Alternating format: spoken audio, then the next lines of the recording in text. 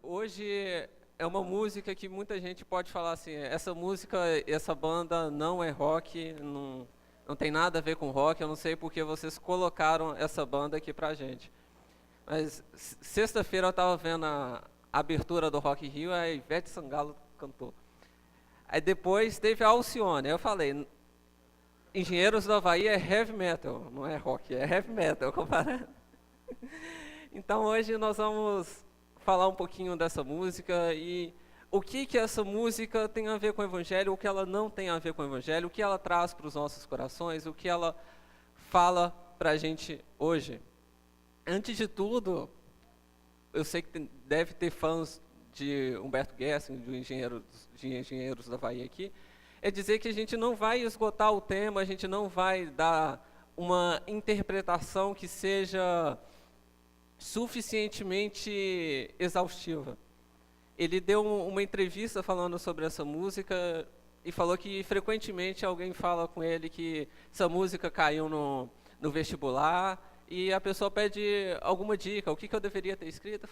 Ele falou, ainda bem que eu não sou seu professor, porque eu não saberia responder direito o que essa música significa. E mesmo assim, ele deu um contexto de quando essa música foi criada. Ele criou essa música numa confusão mental enorme que ele tinha, que ele não sabia se ficava na carreira de músico ou se ele iria para uma carreira de arquiteto, que era a carreira de formação dele. Então essa música surge da confusão mental dele. Se você for olhar na internet, você vai ver gente achando que isso é sobre cocaína.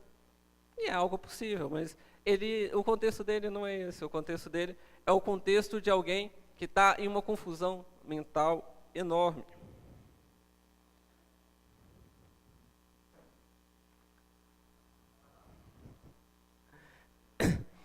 E o que tem essa vida dele? O que mostra essa música? Essa música ela mostra alguns pontos interessantes para a gente.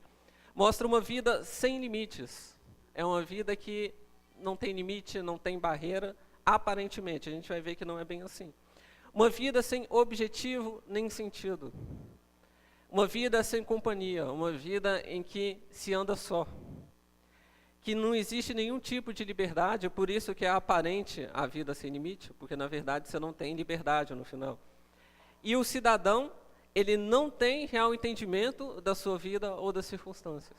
É esse o perfil dessa pessoa, o que essa pessoa enxerga como vida e como a sua própria caminhada. Então, eu passei errado de novo. Então agora vamos analisar um pouquinho dessa música e vamos ver como que essa música interage com o Evangelho. A gente ouviu um pouquinho dela. Você me faz correr demais os ciscos dessa highway, dessa estrada, assim que ele mesmo traduziu esse termo. Você me faz correr atrás dos horizontes dessa highway. Ninguém por perto, silêncio no deserto, deserta highway. Estamos sós e nenhum de nós sabe exatamente para onde vai parar. Essa vida, acho que vocês já devem ter essa impressão quando vocês leem essa estrofe, é uma vida triste. Ainda que muita gente possa achar que é uma vida legal.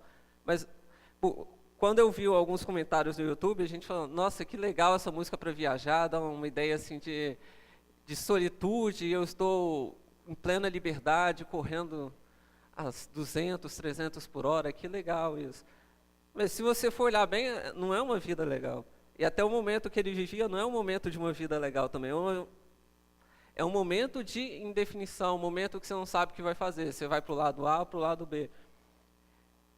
E não tem ninguém. É um momento deserto. É um momento que você pode perguntar a um amigo o que fazer, perguntar a outro amigo, mas no final mesmo, você se sente sozinho. Como se ninguém pudesse te ajudar. E no final você sabe que você não sabe para onde que vai no final mesmo. Você não sabe para onde que vai realmente dar essas escolhas que você vai fazer. Você não sabe que rumo a minha vida vai tomar, a sua vida vai tomar. Eu saio ou não do emprego? Ou questões muito maiores. Como está a minha vida? Será que eu devo fazer uma mudança drástica na minha vida, na forma com que eu enxergo a vida, com que eu enxergo o emprego, com que eu enxergo a minha família? E a definição dele é que a gente não sabe para onde que a gente vai parar. Como a gente disse, é uma vida sem objetivo, é uma vida sem um destino. E isso também é prisão, a gente vai ver. Ele continua com a vida sem objetivo, mas não precisamos saber para onde vamos. Nós só precisamos ir. A gente não precisa de ter um caminho, a gente só precisa de andar. Eu estava conversando com um amigo ontem, eu estava falando um pouco sobre isso, mesmo que eu não estava falando da música. Que eu dizia que a vida dele estava parecendo com alguém esperando um ônibus na rodoviária, e ele pegava o primeiro ônibus que aparecesse. Podia ir para São Paulo, para o Rio de Janeiro, para Brasília, não importava. O importava era estar indo para algum lugar. Essa é a vida que parece ser de liberdade, mas ele mesmo vai dizer que é prisão. Porque você está preso às próprias consequências das decisões erradas que você toma. Então, será que nós realmente não precisamos saber para onde vamos? Será que isso traz paz e sossego para o coração da gente? Saber que a gente não tem um rumo a tomar? A saber que daqui 20 anos, 30 anos, a vida da gente não vai ter um rumo? E quando eu digo rumo, é algo muito maior do que as questões empresariais, as questões familiares. É simples. Daqui 30 anos, você vai se sentir seguro em Deus, seguro que a sua vida está caminhando uma jornada, está indo por uma jornada. Em certo sentido, realmente a gente não precisa saber para onde vai nessa jornada, porque a gente confia em alguém que vai dirigir nos nossos caminhos. Isso é fato.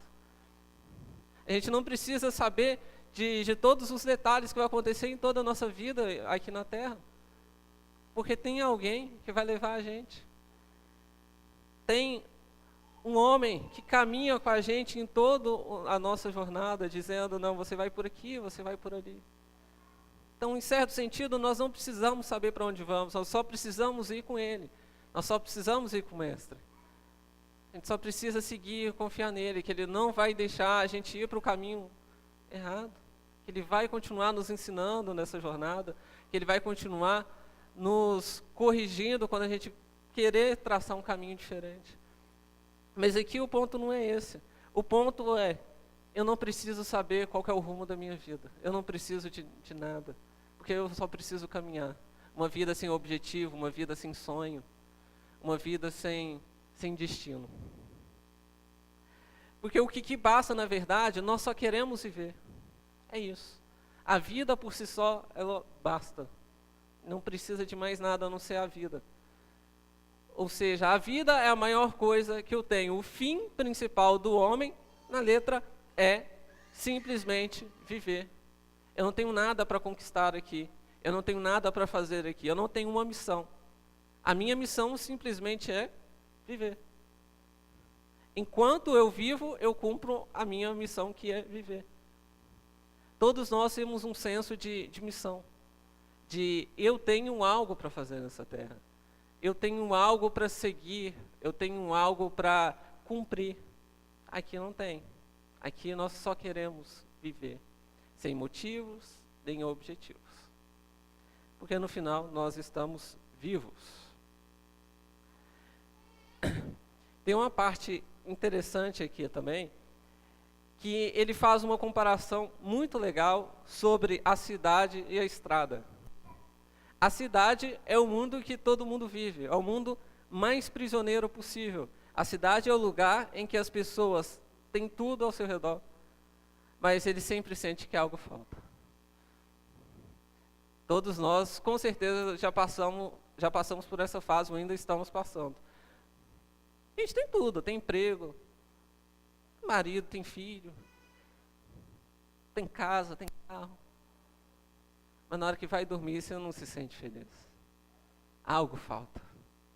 Algo ainda tem um buraco no coração não preenchido por algo que falta. Eu preciso conquistar alguma coisa, eu preciso atingir algo, porque me falta. Não tenho. E à noite ele acordava banhado de suor. Então o que ele quer é sair da cidade, ele quer o contrário, adrenalina. Ele quer aquilo que preencha completamente o ser dele. Será que ele vai encontrar? Vamos ver.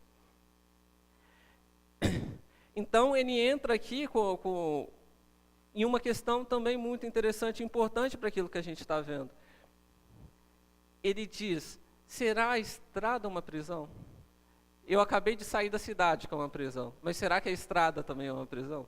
Será que o lugar que eu acho que é mais livre, que tem mais liberdade, realmente é liberdade? Ou será que todo lugar é realmente uma prisão? O que é uma prisão? O que é liberdade? Ele diz, eu acho que a estrada é uma prisão, mas as outras pessoas fingem que não. Que o mundo das drogas é livre. Que o mundo de viver sem nenhuma lei é liberdade. O mundo da anarquia, que eu mando em mim mesmo. O mundo que no dia que eu tomar todas as minhas decisões, sem a minha mulher para encher meu saco, vou ser livre. No dia que o meu marido não mandar eu fazer aquilo, eu vou ser livre, porque eu vou ser autoridade na minha própria vida. Então ele chega ao ponto da discussão. Não adianta ser livre se tanta gente vive sem ter o que comer. Para que serve a liberdade? Eu saí lá da cidade, do lugar da prisão, mas quando eu saio do lugar da prisão e venho para a estrada, a minha liberdade ela não tem sentido nenhum, porque o pessoal lá na cidade não tem o que comer. O pessoal continua preso. Que liberdade é essa?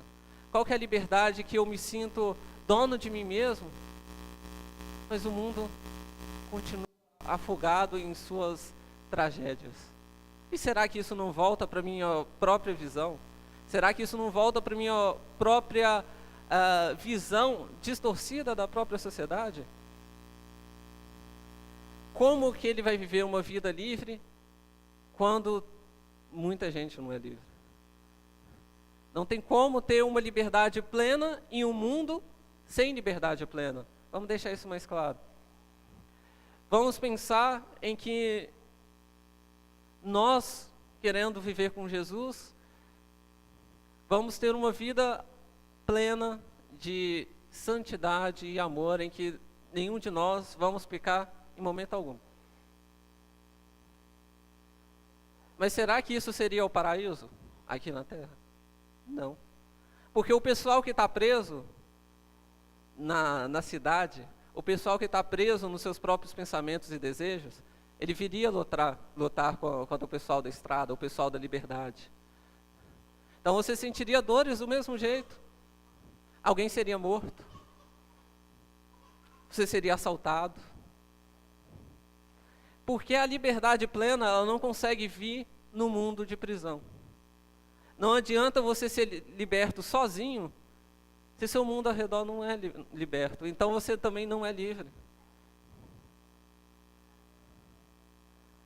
É por isso mesmo que, biblicamente, a gente precisa ser escravo de alguém. Ou você vai ser escravo do que a Bíblia chama de pecado, ou você vai ser escravo do que a Bíblia chama de Cristo. Ou de um ou de outro. A liberdade, por si só, ela é uma prisão. A pessoa livre, ela está presa aos outros. A gente não é um ser autônomo. Ou seja, eu dependo das outras pessoas. E uma pessoa livre dependendo de gente prisioneira, não é livre. Não tem como uma pessoa livre depender de gente prisioneira.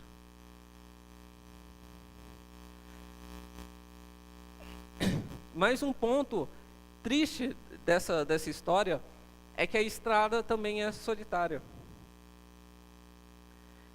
Nós já vimos isso, que ele se sente só, que não sabe onde vai chegar. E a estrada, ela se baseia em palavras escondidas, que ficam nas entrelinhas. É um momento, como a gente já viu, em que as decisões, elas nos sufocam. Eu não sei o que fazer, eu não sei o que fazer. E você vê pistas aqui, pistas ali, pistas aqui. Você vê que a sua família pode cair no buraco, que a sua decisão pode influenciar toda a sua família, você não sabe se separa ou não. E você fica pensando, eu não sei o que fazer, eu não sei o que fazer. Fulano disse para eu separar, mas ciclano disse para eu não separar. O que eu faço?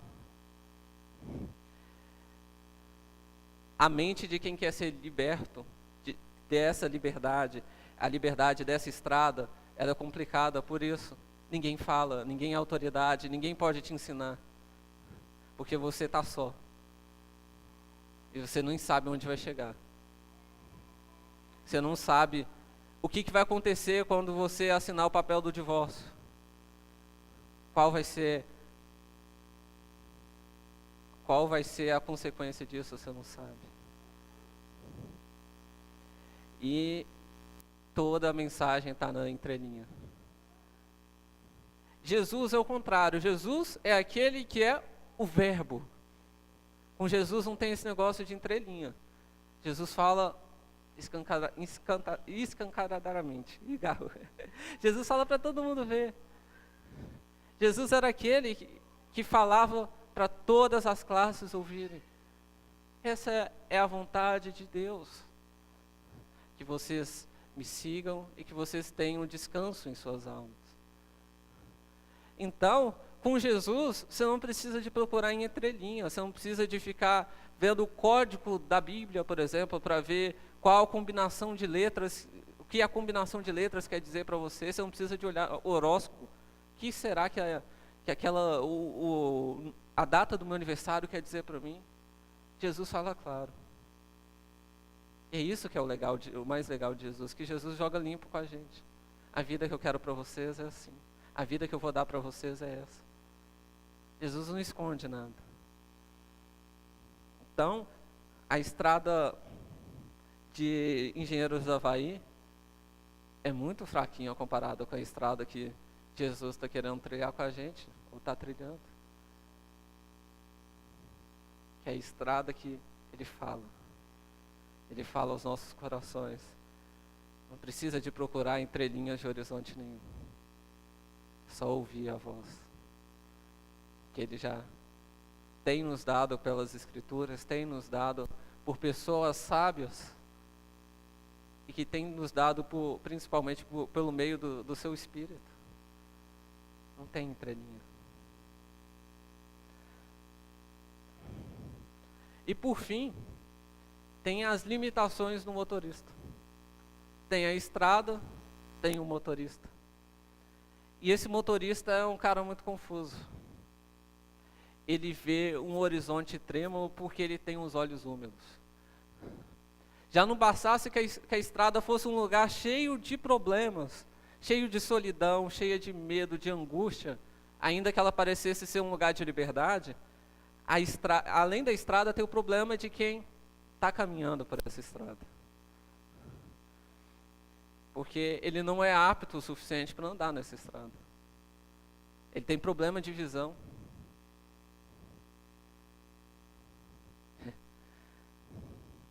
Isso é legal porque se aplica completamente a nós. Completamente. Os nossos olhos, hoje, também são úmidos. O horizonte que a gente vê também é trêmulo. Por causa da nossa condição de pecador. Porque nós fazemos as coisas tudo errado, a gente sabe disso. A gente tenta fazer as coisas certas e na hora que vê, nossa, saiu errado. Porque a gente vê o horizonte trêmulo. No caso dele, ele não tem nenhuma outra alternativa. É só caminhar, é só seguir. Mas a gente tem. O horizonte trêmulo não deve ser um problema para a gente. Deve ser a busca por uma solução. Quando alguém está com algum problema e vai ao médico, e o médico diz, eu vou te dar um remédio. A pessoa toma o remédio e vai seguir bem. Mas tem gente que recebe o diagnóstico, recebe a receita médica e diz: eu não vou tomar esse remédio. E é isso que ele faz. Ele tem problema para enxergar a vida, mas ele não quer tomar nenhuma atitude para ver melhor. E a gente tem um grande medicamento para as nossas almas, para os nossos olhos, que é o próprio Evangelho, que é a mensagem de Deus para trazer consolo, arrependimento e mudança de vida. Que é a mensagem que diz que somos amados por Deus e que caminhamos na direção dele, somos levados por ele na estrada. Aí descobrimos que nós somos apenas um copiloto desse veículo, desse automóvel. E quem pilota de verdade realmente não é a gente, é o nosso Cristo. Então não tem muito problema a gente ter o olho trêmulo, a gente ter o horizonte trêmulo ou os olhos úmidos. Porque enquanto a gente está fazendo zigue-zague com o volante, ele está na calmaria, dirigindo o carro. É como se fosse aqueles carrinhos de criança, né? Que a criança vai lá fazendo assim, e quem mesmo está guiando é o pai. Você acha que está guiando, mas quem está te levando é Deus. Então não tem problema você ter você ver o horizonte trêmulo, você ter os olhos úmidos, não tem problema você estar em dúvida com a sua vida. Desde que você entenda a dimensão desse rei que dirige as nossas vidas e que nos ama. Confiar nele significa: Senhor, dirija o meu carro, porque eu tenho os olhos úmidos. Senão a gente mesmo vai ficar querendo guiar o nosso carro com os olhos úmidos. E é esse que é o principal problema. Por quê? Por que é um problema a gente guiar o nosso próprio carro com os olhos úmidos? Porque a gente pode estar completamente enganado, a gente pode estar na contramão. Mas ele reluta tanto, mas tanto em acreditar em algo maior, que ele diz que a dúvida é o preço da pureza. Pureza para ele é a falta de certeza. Pureza para ele é a falta de ter uma opinião formada. É quem pode mudar de um lado para o outro, de um lado para o outro. Porque é inútil ter certeza. De que serve a certeza para ele? Nada. Mas para a gente a certeza, a fé, é o que muda o nosso coração, é o que faz com que a gente descanse as nossas decisões em Deus, que a gente descanse as nossas vidas em Deus. A fé. A fé de que Ele dirige a nossa vida nessa estrada, sem entrelinha. E ele vê algumas placas dizendo: não corra, não morra, não fume. Ele vê a placa cortando o horizonte, elas parecem ser facas de 2 gumes, as facas que cortam por 2 lados. É aqui que acaba completamente com a ideia dele de liberdade. Porque as placas dizem coisas. As placas lembram de coisas. Se você correr, você vai bater o carro e vai morrer. Se você fumar, você vai ter problemas. Ou seja, o que lembra as placas da limitação humana? As placas nos lembram que ainda que eu queira correr em alta velocidade, ainda que eu queira viver a vida do jeito que eu quero, eu não sou dono dela. Uma hora eu vou ter que prestar contas à própria vida, primeiramente. Quem quiser correr a 200 por hora e bater num pega, ou simplesmente bater o carro, vai sofrendo as limitações das suas próprias escolhas, que o aprisionou. As placas nos lembram das nossas limitações. As advertências nos lembram das nossas limitações. Se você continuar assim, você vai morrer. E aí acaba com a ideia de liberdade. Que liberdade eu tenho se eu preciso obedecer às placas? E se eu obedeço às placas para ter vida, que liberdade eu tenho? Porque eu só estou obedecendo. Esse é o dilema. Ou eu obedeço ou tenho liberdade. E o legal é que Jesus diz pra gente: você tem liberdade quando me obedece. É aí que você é livre. Não para ser salvo, mas porque foi salvo, porque acreditou em mim. Então você é livre. Quando acredita em mim. Quando acredita que o que eu tenho para você é o melhor. Aí sim você é livre. Não há contradição entre obedecer e liberdade no Evangelho. Aqui há. Ou ele obedece ou ele é livre. E ele justifica essa confusão toda para ser irracional. E muitos de nós também fazemos isso muitas vezes. Eu tomei aquela decisão, mas foi porque você não sabe o que estava acontecendo na minha vida. Eu estava naqueles dias. A minha vida estava tão confusa quanto a América Central. Você não sabe se é a América Latina, se é a América do Sul, se é a América do Norte, que está no meio. Foi por isso, se eu ser irracional alguma vez na minha vida, é por isso. Então me perdoe por ser irracional, porque a minha vida é confusa. Quantas vezes a gente também dá esse tipo de desculpa?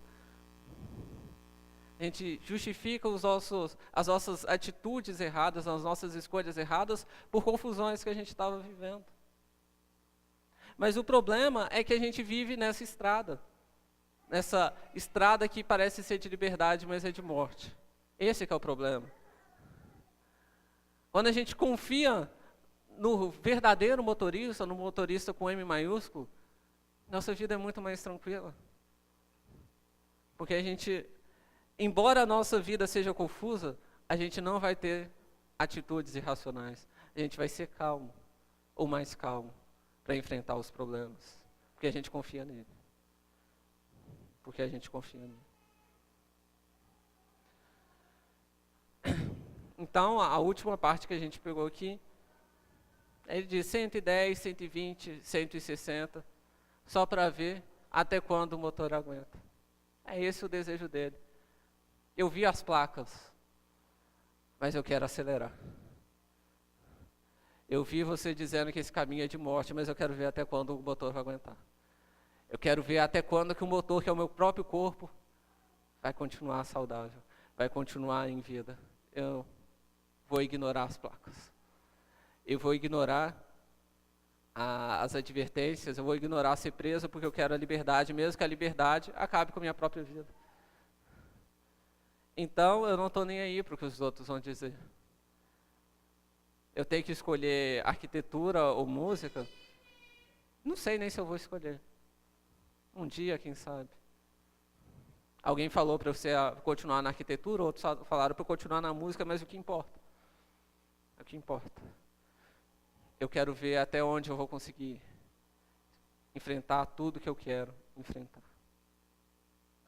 Para a gente terminar, eu separei aqui outra pessoa que tinha um tipo de falta de sentido na vida dele, que era o rei Salomão.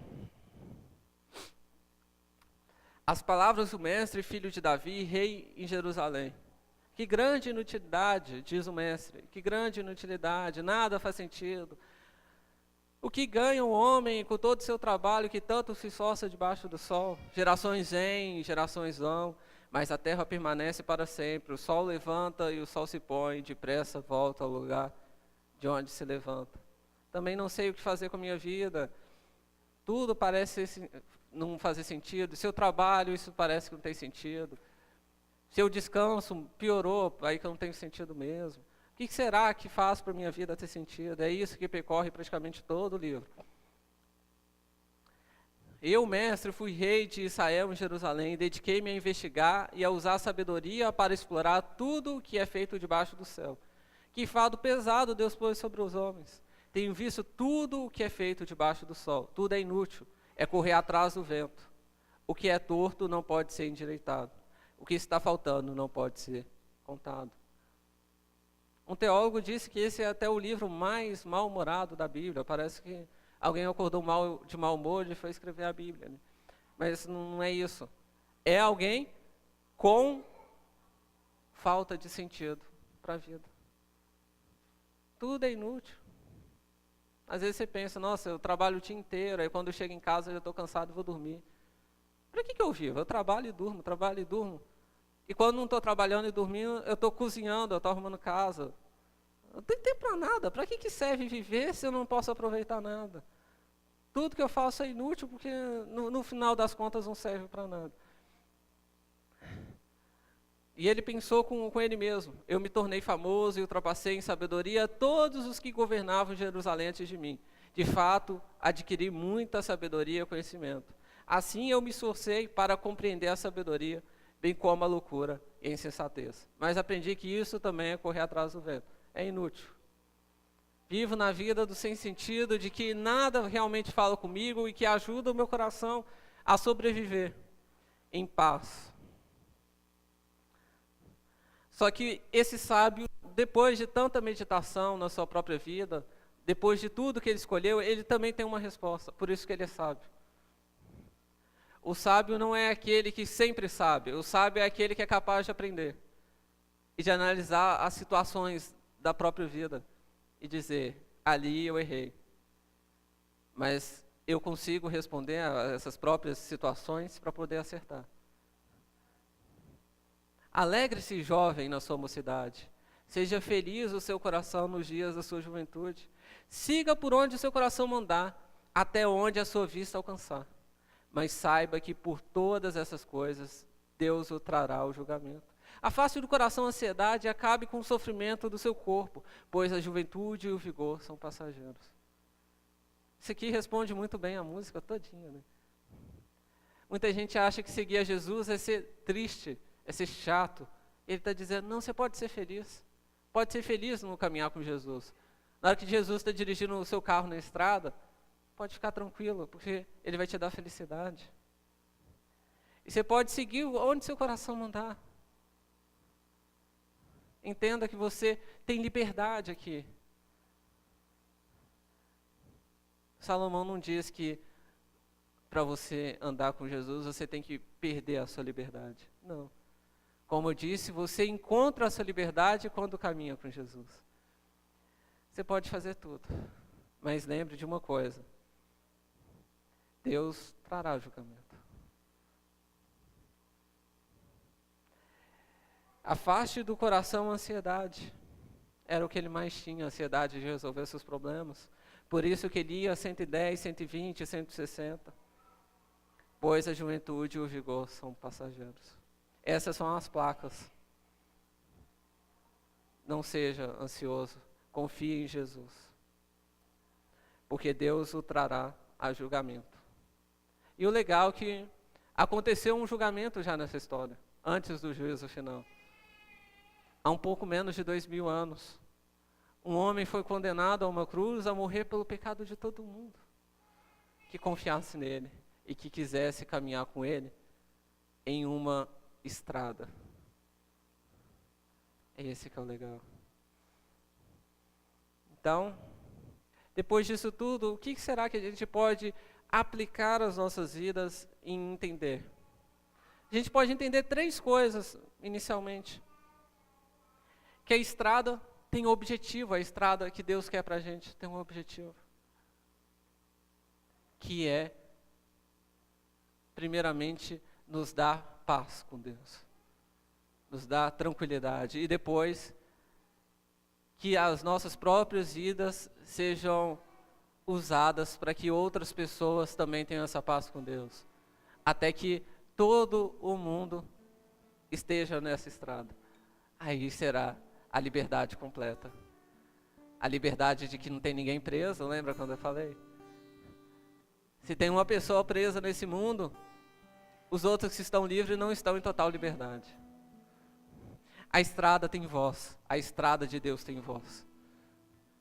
Ela fala aos nossos corações, ela nos dirige, ela nos acalma, ela cuida de nós. A gente não precisa de procurar em entrelinha nenhuma, a gente não precisa de ficar se matando para descobrir a voz, porque a estrada tem voz. Essa estrada de Deus tem voz. E por isso, a gente não está só. A gente não está só e sabe exatamente onde a gente vai chegar. A gente vai chegar ao dia que estaremos com Ele. e que não haverá nenhum problema, não haverá nenhuma doença, não haverá nenhum choro. Eu acho que isso é muito mais legal do que uma vida sem sentido. E como eu tenho entendido a própria história da minha vida? Será que eu tenho achado que a história da minha vida não tem sentido? Que eu vivo uma vida que eu vou comer, eu vou beber e amanhã, se eu morrer, tudo bem, acabou? Ou como aquelas pessoas dizem, né? Deixa eu viajar agora porque amanhã eu não sei o que vai acontecer, então se eu morrer. Será que a vida da gente tem sentido? Será que vocês conseguem responder para vocês mesmos? Por que eu nasci? Por que eu nasci? Será que vocês conseguem responder para vocês mesmos? Será que eu consigo responder para mim mesmo? Por que Deus me chamou até aqui? O que a vida quer de mim? Como que eu tenho agido nos momentos de angústia? Será que nos momentos de angústia eu quero sair do que eu chamo de cidade, que é a prisão, e ir para total liberdade e falar, não quero saber mais de nada? Disse que é ruim, mas eu vou ser a favor. Então, eu vou cair na pornografia, eu vou cair no adultério.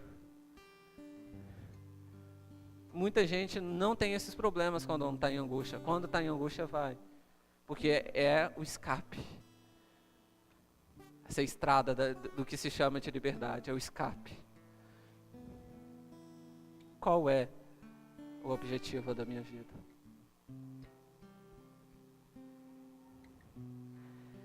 Então a gente finaliza aqui agora, querendo e orando para que todos nós tenhamos como objetivo caminhar com Jesus.